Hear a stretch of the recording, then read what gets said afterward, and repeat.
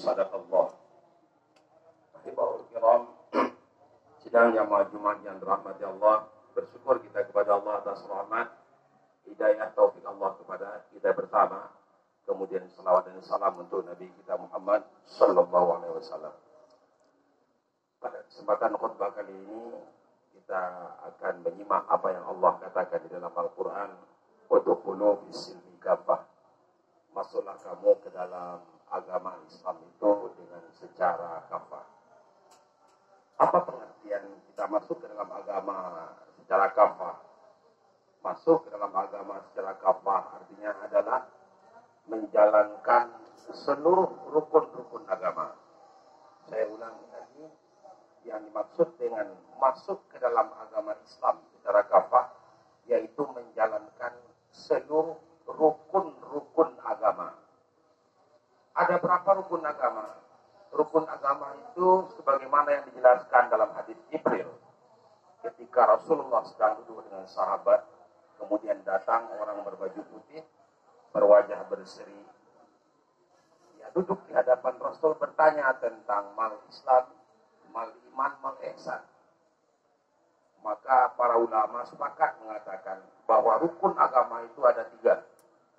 Yang pertama Islam, yang kedua iman, yang ketiga ihsan. Orang yang beragama atau yang dimaksud dengan sebut orang yang beragama Islam wajib berislam,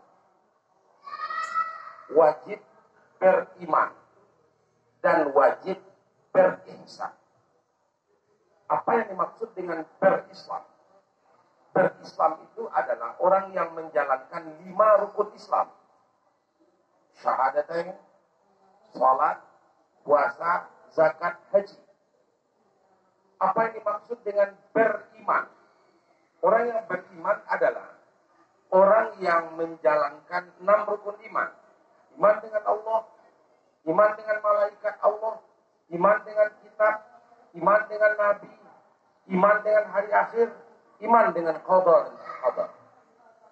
Apa yang dimaksud dengan berihsan? Orang mengamalkan 2 macam ihsan. Yang pertama ihsan dengan makhluk.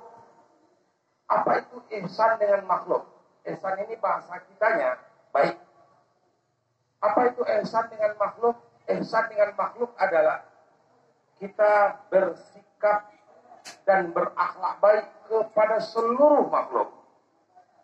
Kepada ayah, kepada ibu, kepada orang yang lebih tua dari kita, kepada pemimpin, kepada ulama, kepada anak, kepada keponakan, kepada orang yang lebih rendah umurnya dari kita, kepada orang yang sama besar dengan kita, kepada hewan, binatang, ternak, kepada tumbuh-tumbuhan, kepada bumi, kepada seluruh makhluk, kita disuruh untuk berbuat ihsan. Maka dalam persoalan yang pertama ini, ihsan maknanya adalah berakhlakul karimah. Itu disebut dengan ihsan dengan makhluk. Baik dengan makhluk. Yang kedua, ihsan dengan Khalik, dengan Tuhan. Ihsan dengan pencipta. Siapakah yang mencipta kita? Huwallah. Dia adalah Allah. Dia ada tanpa tempat. Dia ada tak berawal. Adanya tak berakhir. Adanya berbeda dengan makhluk. Adanya berdiri dengan sendirinya. Dia esa tiada berbilang. Maha mendengar, maha melihat. Ia maha hidup. Ia maha mengetahui. Maha kudrat dan iradat. Dan segala sifat-sifat kemuliaan ada padanya. Dan tidak ada yang sebanding dan setara dengannya. Dialah Allah Tuhan yang kita sembah. Qul ya Muhammad, katakan oleh kamu Muhammad, Allahu Rabbus samawati wal ard. Allah namanya Tuhan yang menciptakan langit dan bumi itu. Qul huwallahu ahad. Katakan oleh kamu Muhammad, Allah itu ahad. Maka orang yang dikatakan ihsan adalah orang yang ihsan dengan Allah. Banyak orang yang bertauhid tahu bahwa Allah ada.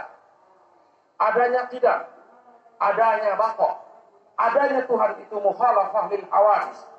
Adanya Tuhan itu qiyamu bi nafsi. Adanya Tuhan itu wahdaniyah. Tuhan yang ada itu maha mendengar, maha melihat. Dia paham dengan ini. Dia mengerti dengan ini. Tapi dia tidak merasa bahwa dia sedang dilihat Allah.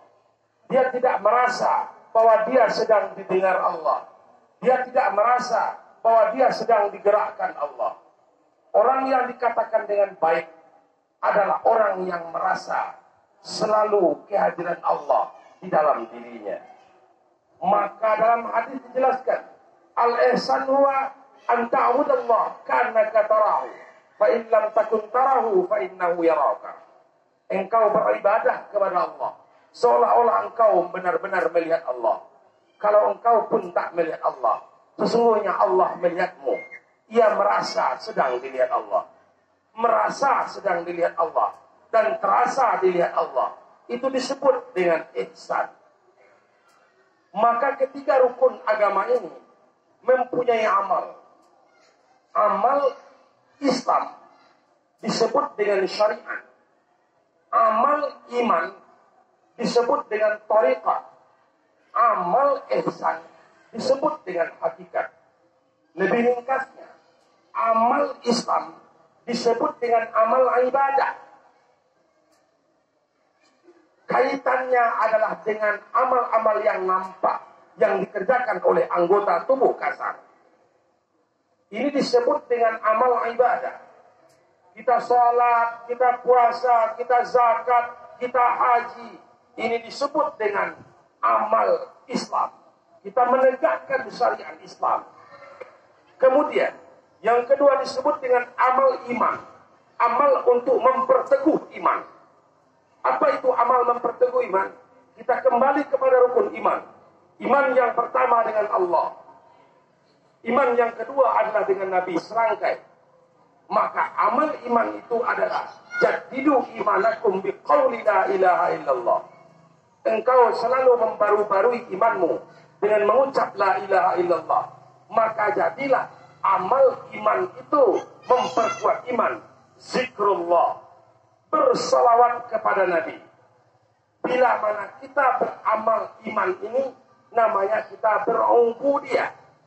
Kalau tadi kita sholat, puasa, zakat, dan haji disebut dengan beribadah, maka bila mana kita berzikir, bersalawat, namanya kita berubudiyah. Tidak ada arti kulit tanpa ada isi. Orang rukuk menekukkan punggungnya, meletakkan dua telapak tangannya di dengkulnya, meluruskan punggungnya, membungkukkan badannya. Secara syariat sudah betul. Apalagi kalau ditambahnya dengan membaca Subhan Rabbiyal Azim, Subhan Rabbiyal A'la, Samiallahu liman hamidah, Rabbana lakal hamdu. Benarlah ibadah salatnya.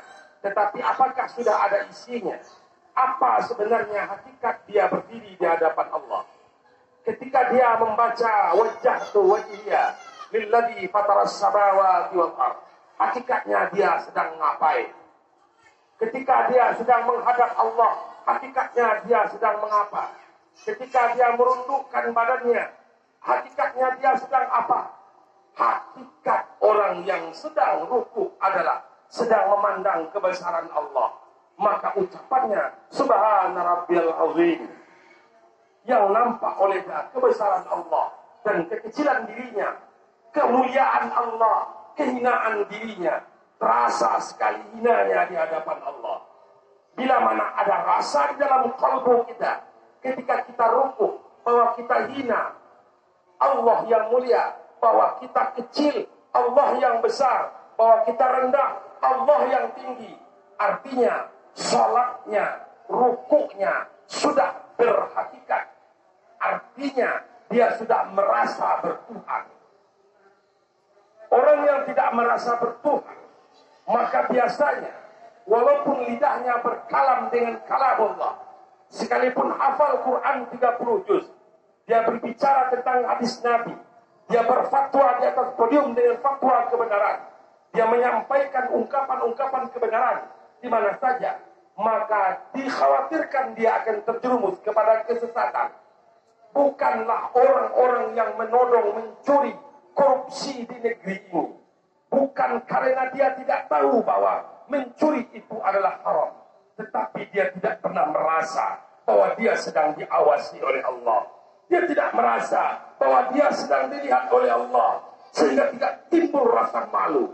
Maka setiap syariat tanpa ada hakikat, sungguhlah syariat itu akan kosong melompong, ibarat kulit yang tanpa ada isi. Maka perlu kajian hakikat. Maka perlu kita tahu apa hakikat ruku', apa hakikat sujud, apa hakikat membaca Al-Fatihah, apa sebenarnya hakikat sholat, apa sebenarnya hakikat puasa, apa sebenarnya hakikat haji, apa sebenarnya hakikat bersedekah, apa sebenarnya hakikat umrah dan macam-macam ibadah yang kita lakukan. Apabila kita beramal dengan amal hakikat, mencari rasa bertuhan, sebagaimana yang diajarkan oleh ulama-ulama terdahulu dari Santoro negeri Indonesia, dari Aceh sampai ke Pulau Jawa, sampai ke Kalimantan, ke Sulawesi. Para ulama sepakat dahulu, carilah rasa dalam berzikir agar teramalkan di dalam salat, terpakai seumur hidup, selesainya ketika telah berpulang ke rahmatullah. Apa itu rasa? Itulah rasa bertuhan. Hakikat kalau tidak diketahui dan tidak dirasakan, ibadah tidak akan pernah terasa manis dan indah. Maka perlu kita untuk mempelajari ilmu hakikat. Apa itu ilmu hakikat? Pelajari ilmu hakikat kepada orang yang ahli hakikat. Pelajari ilmu syariat kepada orang yang ahli syariat. Maka bila mana orang telah mempelajari ilmu hakikat dan mengamalkan hakikat, mulai merasakan bahwa dia dilihat diintip oleh Allah, maka dia namanya bukan beribadah lagi, bukan berubudiyah lagi, tapi berabudah. Inilah makna yang diperintahkan Allah di dalam surat Al-Bayyinah. Wa ma umiru illa liya'budullaha mukhlishina lahu-d-din hunafa. Kamu tidak diperintahkan kecuali untuk bertawakal kepada Allah. Tapi sungguh pun begitu. Para ulama telah mengatakan, apa kata beliau? Syariah bila haqiqah afil. Amalan salat, ibadat, puasa, zakat, haji kita, tanpa kita mengamalkan amalan hakikatnya, dia akan kosong. Tetapi hakikat bila syariat batil.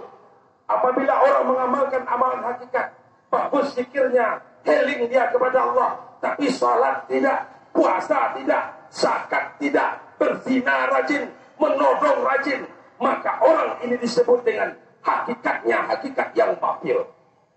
Lain ulama berfatwa lagi, man tasyarra'a fala tahaqqaqa faqad tafassaqa wa man tahaqqaqa fala tasyarra'a faqad tasandaqa.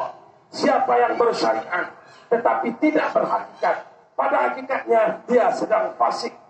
Dan siapa yang berhakikat tapi tidak bersyariat, sungguh dia telah kafir zindik.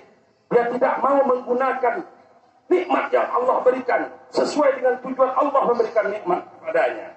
Mudah-mudahan ada berkah, ada manfaatnya. Barakallahu li wa lakum fil Qur'anil azim. Wa nafa'ani wa iyyakum bima fihi minal ayati wal dzikril hakim. Wa taqabbala minni wa minkum tilawatahu. Innahu huwas samiul alim. Allahumma shalli wa sallim